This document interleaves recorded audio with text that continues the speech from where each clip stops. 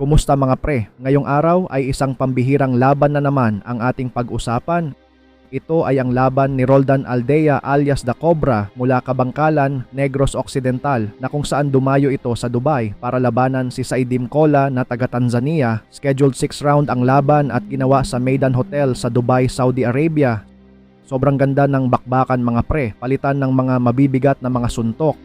Panoorin natin ang highlights ng laban ng dalawa.